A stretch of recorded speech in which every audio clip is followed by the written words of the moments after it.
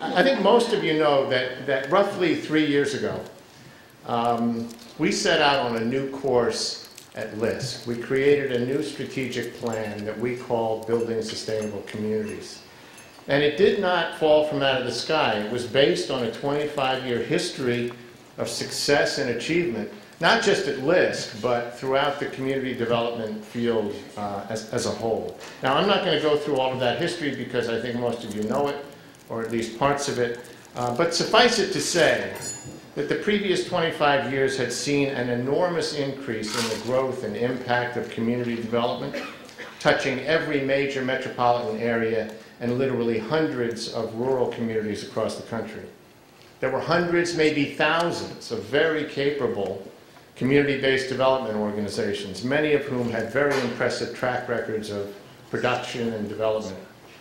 Billions of dollars of public and private capital had flowed and was flowing into low-income communities. And laws and public policies that promoted affordable housing and community development were already on the books, like CRA, low-income housing tax credits, inclusionary zoning, the home program, new markets tax credits, and a slew of others. And we certainly had learned how to finance, develop, and manage large volumes of affordable housing. And in some instances, there was even a return of private market activity to places that seemed beyond repair. And in 2006, as we crafted this strategic plan, LISC itself had reached a new threshold. We had reached the $1 billion mark in annual program activity. Now, this was a threshold we could not even have imagined reaching just a few years before that. And certainly we had demonstrated that with the right set of approaches, partnerships, and resources, residents could assume control of their communities and fundamentally improve them. And yet, amidst all this progress, there was something missing. And I think that something can be best summed up in a question that I was constantly addressing, and I'm sure many of you did too, which was, well, all right, so you've invested all this money, you've built all this housing, you've leveraged all these resources, but have you really improved people's lives? Have you really made a difference in these communities? In short, we had made tremendous strides in financing and developing affordable housing, but we also realized that as important as that was, it was not sufficient. It was necessary, but it was not enough. To create truly healthy and sustainable communities in every sense of the word, places where people would willingly choose to live, to work, and to raise their families, we had to also address the many other daunting quality of life issues that confront inner city and rural communities. Issues like jobs, workforce training, education, safety, the arts, health, and recreation. And what's more, we had to address them simultaneously in a comprehensive and integrated way. That was the clear message that was flowing up from our local programs in 2006. And it was the foundation on which we built our Building Sustainable Communities strategy. It was undoubtedly a watershed in the history of LISC.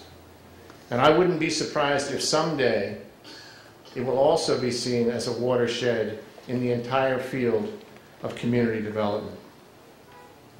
It is now our national strategy, to be sure, but its origins, its roots, were decidedly local. From the experiences of the New Communities program in Chicago, the Great Indie Neighborhoods program in Indianapolis, Neighborhoods Now in Kansas City, At Home in Duluth, and many more. We have come to understand, and sustainable communities is based on the belief that comprehensiveness and program integration are necessary to achieve meaningful and lasting change, and that they are best delivered through partnerships conceived and developed at the local level. Clearly, this has been the LISC experience, and it continues to be demonstrated in diverse communities all across the country. In fact, my belief is reinforced on a daily basis that our Building Sustainable Communities strategy is the right strategy at the right time. The economic downturn, the foreclosure and credit crises are a major challenge and distraction that is impacting all of us and the work we do and the communities we serve. And they're likely to be with us for some time, as Bob Rubin just pointed out. But that doesn't, for a moment, change the validity of the vision, and it should not change the direction or the content of our approach. In fact, if anything, the myriad challenges now facing low-income communities, from losing homes to losing jobs to falling incomes to increasing crime and blight, reinforce the need for comprehensive approaches. I continue to believe that the 5 program goals we've set for ourselves in our Sustainable Communities program are the right ones. Expanding capital investment in housing and other real estate, increasing family income and wealth, stimulating economic activity and connecting residents and neighborhoods to the larger economy, improving access to quality education, and supporting healthy environments and lifestyles. In short, as I have said many times, adding the human dimension to the physical dimension of revitalization. This is more than just rhetoric or theorizing. Our local LISC executive directors and our numerous partners on the ground, many of whom are in this room today, continue to press for real changes in the way we deliver and support community development. And I'm extremely pleased to say that we continue to make enormous, and I think in many ways, amazing progress in pursuing these goals in our local programs. As I travel across the country, I see emerging efforts that I would not have seen just a few years ago. A summer program for educational enrichment for elementary and middle schoolers in Kansas City, supported with bridge loans from LISC, that a Johns Hopkins study found improves reading levels by a full year after only an 8-week summer session. The Martineau Hotel renovation in Grand Rapids, an early user of our New Markets tax credits, is not only providing innovative live workspace for artists, it is also the catalyst for the rebirth of an entire retail and commercial corridor. The Women in Construction program in Duluth, that trains and employs low-income and formerly abused women who are also doing cutting-edge work in residential green development. The groundbreaking work that our twin cities, Los Angeles, New York City, and Washington, D.C. programs are doing in providing transitional housing, educational, and employment services to youth aging out of foster care, kids who would otherwise be jobless and living on the streets. St. Leo's residence in the Auburn Grisham neighborhood in Chicago that provides high-quality on-site health care services to homeless veterans. A service center for ex-offenders in Washington, D.C. that is providing health care to 200 patients a month. In the same neighborhood where LISC helped to create the ARC, an educational and arts center for kids, and the shops at Park Village, a retail center featuring the first supermarket in that neighborhood in a generation.